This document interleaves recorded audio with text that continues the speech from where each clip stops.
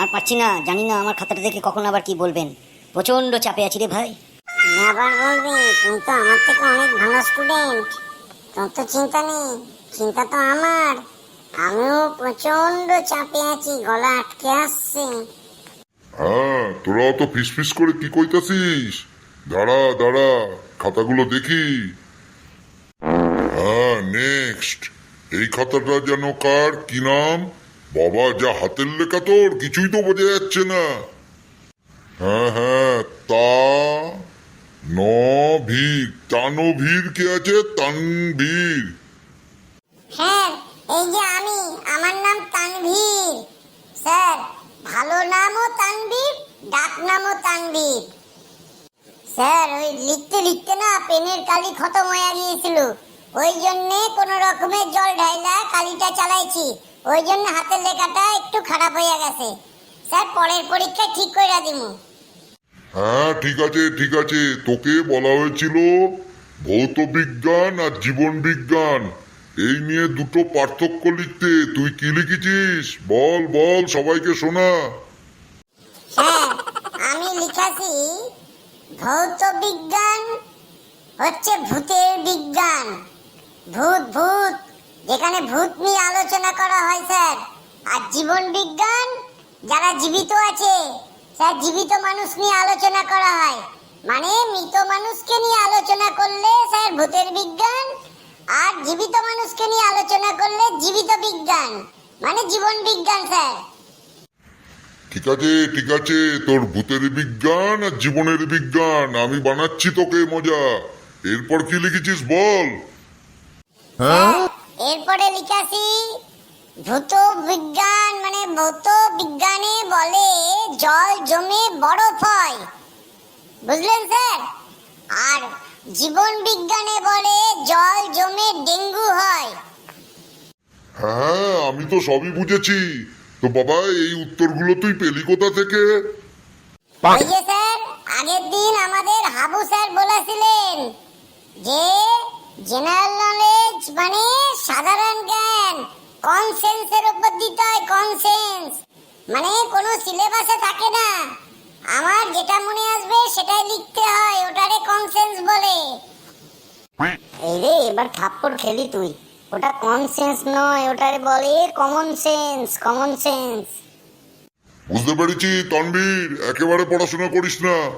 ঠিক আছে, চতুর্থ প্রশ্নে ছিল যে 20 ওভারের ক্রিকেট ম্যাচ নিয়ে কিছু লেখো। তুই কি লিখেছিস বল বল, সবাইকে শোনা। স্যার, আমি তো ঠিকঠাকই লিখেছি মনে হয় স্যার। আমি লিখেছি ক্রিকেট অনেক জনের খেলা, গ্যালারিতে পুরো দর্শকরা বসে থাকে। এই লিখে লিখে স্যার তিনটে তিনটে ছটা ডান্ডা থাকে, দুখানা ব্যাট থাকে, বল থাকে, উইকেটের পিছনে দাঁড়িয়ে থাকে, ডান্ডার পিছনে রেফারি থাকে, লাইন্সম্যান থাকে, থাকেই থাকে স্যার।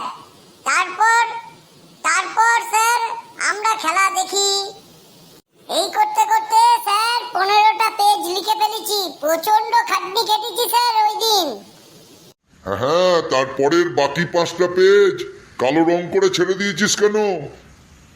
স্যার, কি করব, ক্রিকেট খেলা চলতে চলতে মাঠের লাইট অফ হয়ে গেল, মাঠের লাইট অফ হয়ে গেলে তো কিছু দেখা যায় না, ওইটাই কালো রং করে দিয়েছি স্যার, কিচ্ছু দেখতে পাচ্ছি না বলে। বুঝতে পেরেছি গর্ধব। তানভীর, তুই একটা গাধা গাধা, বুঝলি? এখনো সেসব শিখিসনি কি করে রচনা লিখতে হয় ক্রিকেট ম্যাচ নিয়ে। ঠিক আছে স্যার, দিনের ম্যাচ নিয়ে আমি ভালোভাবে লিখে দেবো। দিনের বেলায় তো আর লোডশেডিং হবে না, তখন সব ম্যাচটাই দেখা যাবে স্যার। হ্যাঁ, তার পরের প্রশ্নটা, তার ঠিক পরের প্রশ্নটা কি ছিল জানো? দাঁড়া দাঁড়া, দেখছি দেখছি। হ্যাঁ, অক্টোপাস নিয়ে লিখতে বলা হয়েছিল। অক্টোপাস, তুই কি লিখেছিস বল। স্যার, অক্টোবর মাস, অক্টোবর মাস নিয়ে আমি লিখেছি অক্টোবর মাসে খুব মনোরম আবহাওয়া থাকে, ঠান্ডা ঠান্ডা গরম গরম থাকে ওয়েদার, কোনো সময় গরম পড়ে না। স্যার, ওর আগের মাস হচ্ছে সেপ্টেম্বর, তারপরের মাস হচ্ছে নভেম্বর, মাঝখানে থাকে অক্টোবর। থাম থাম, আর বকবক করিস না। আমি বলেছিলাম অক্টোপাস নিয়ে লিখতে, তুই লিখেছিস অক্টোবর মাস নিয়ে। মজা পেয়েছিস নাকি? একেবারে পাস করতে পারবি না তোরা এরম করলে। স্যার, ওই অক্টোপাস তো আমাদের বইয়ের মধ্যে ছিল না, ওটা তো বইয়ে দেখতে পারিনি স্যার। আরে অক্টোপাস বইয়ে দেখা যায় না, ওটা সমুদ্রের মধ্যে দেখা যায়, বুঝলি?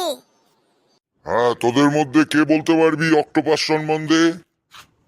ইয়েস স্যার, আমি কইুম, আমি খুব ভালো জানি অক্টোপাস সম্বন্ধে। বল বাবা জিকু।